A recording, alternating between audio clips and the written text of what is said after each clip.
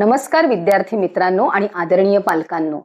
Maharashtra medical career counselling या YouTube चॅनलतर्फे मी आपली मार्गदर्शक शमी महाडेश्वर तुम्हा सर्वांचे मनापासून स्वागत करते. मित्रांनो, तुम्ही 10 ते 12 मॉक टेस्ट देऊनही तुमचा स्कोर 500 ते 550 च्या आसपासच अडकला आहे का? खूप अभ्यास करूनही मार्क्स वाढत नाहीत अशी समस्या तुम्हाला सतावत असेल तर लक्षात ठेवा, चूक तुमच्या अभ्यासात नाही तर तुमच्या ॲनालिसिस मध्ये आहे. 3 मे 2026 ची परीक्षा आता अगदी जवळ आली आहे. या व्हिडिओमध्ये आपण पाहणार आहोत की फक्त टेस्ट सोडवणे पुरेसे का नाही आणि योग्य स्कोर ॲनालिसिस तुमच्या निकालात 70 ते 80 गुणांपर्यंत मोठा बदल कसा घडवू शकते. हा व्हिडिओ शेवटपर्यंत नक्की पहा. आता आपण स्कोर ॲनालिसिस नक्की कसा करावा याची माहिती घेणार आहोत. मित्रांनो, टेस्ट दिल्यानंतर आपण फक्त किती मार्क मिळाले हे पाहतो, पण खरे यश मिळवायचे असेल तर प्रत्येक टेस्टचे पोस्टमार्टम करणे आवश्यक आहे. प्रत्येक टेस्ट नंतर तुमचे प्रश्न 3 विभागात विभागून तपासा. पहिले, बरोबर सोडवलेले प्रश्न. हे प्रश्न तुमचा आत्मविश्वास वाढवतात. दुसरे, चुकलेले प्रश्न. हे प्रश्न तुमच्या कच्च्या दुव्यांचे म्हणजेच वीक पॉइंट्सचे संकेत देतात. तिसरे आणि सर्वात महत्त्वाचे, अंदाजे गेस सोडवलेले प्रश्न. हे सर्वात जास्त धोकादायक असतात कारण ते तुमच्या खऱ्या तयारीबद्दल चुकीचा अंदाज देतात. लक्षात ठेवा, नीटमध्ये तुमची रँक तुक्क्यांवर नाही तर तुमच्या चुका किती कमी आहेत यावर ठरते. आता सर्वात महत्त्वाचे म्हणजे विषयानुसार सखोल विश्लेषण. सब्जेक्ट वाईज आपण पाहणार आहोत. नुसते प्रश्न चुकलेत हे पाहून चालणार नाही, तर ते का चुकले हे शोधणे महत्त्वाचे आहे.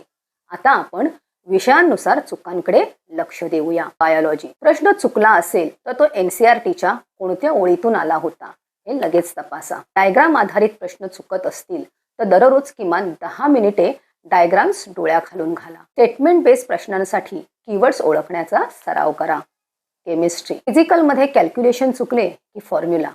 ऑर्गॅनिकमध्ये मेकॅनिझम समजले का?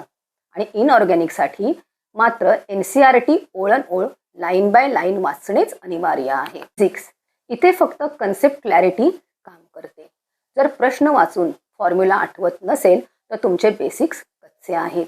स्वतःला विचारा, हा प्रश्न पुन्हा परीक्षेत आला तर मी तो न चुकता सोडवू शकतो का? मित्रांनो, मिस्टेक बुक म्हणजे तुमच्या निवडीची सिलेक्टिव्ह खरी ब्ल्यूप्रिंट आहे. टॉपर आणि सामान्य विद्यार्थ्यांमध्ये हाच मोठा फरक असतो. स्टेप 1, तुमच्या चुकांचे वर्गीकरण करा, जसे की सिली मिस्टेक, कन्सेप्च्युअल किंवा time management. Step 2, smart format.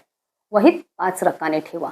विषय, चुकांचा प्रकार, चुकीचे कारण, योग्य संकल्पना आणि सुधारण्यासाठीचा ॲक्शन पॉइंट. स्टेप 3, 24 ते 48 तास नियम. टेस्ट नंतर जास्तीत जास्त 48 तासांच्या आत त्या चुका मिस्टेक बुकमध्ये नोंदवा आणि आठवड्यातून एकदा ही वही आवर्जून वाचा. शेवटच्या दिवसात हीच मिस्टेक बुक तुमची सर्वात मोठी ताकद ठरेल, कारण ती तुम्हाला तुमच्या जुन्या चुकांपासून वाचवेल. आता आपण निगेटिव्ह मार्किंग आणि टाइम मॅनेजमेंट यांची माहिती घेणार आहोत. पेपर सोडवताना 3 राऊंड स्ट्रॅटेजी वापरा. पहिल्या फेरीत सोपे आणि खात्रीचे प्रश्न सोडवा. दुसऱ्या फेरीत मध्यम स्वरूपाचे प्रश्न घ्या. तिसऱ्या फेरीत कठीण प्रश्नांकडे जा. लक्षात ठेवा, हुशार विद्यार्थी सगळे प्रश्न सोडवण्याचा अट्टहास करत नाहीत, तर योग्य प्रश्न आधी निवडून निगेटिव्ह मार्किंग टाळतो. एलिमिनेशन टेक्निकचा वापर करा आणि जिथे 100% खात्री नाही तिथे रिस्क घेणे टाळा. मित्रांनो, आजपासूनच प्रत्येक मॉक टेस्ट नंतर तिचे सखोल विश्लेषण करा आणि मिस्टेक बुक तयार करा. जर तुम्हाला 650 प्लस स्कोअर मिळवायचा असेल तर आमचा मिशन 650 प्लस हा व्हिडिओ नक्की पहा. परीक्षेला जाण्यापूर्वी ड्रेस कोड, OMR रूल्स यावर आमचे व्हिडिओ पाहायला विसरू नका, कारण एका छोट्या चुकीमुळे पूर्ण वर्षाची मेहनत वाया जाऊ शकते. नीट नंतरची सर्वात महत्त्वाची प्रक्रिया म्हणजे काउन्सिलिंग. योग्य माहिती अभावी चांगले मार्क्स असूनही अनेकदा योग्य कॉलेज मिळत नाही.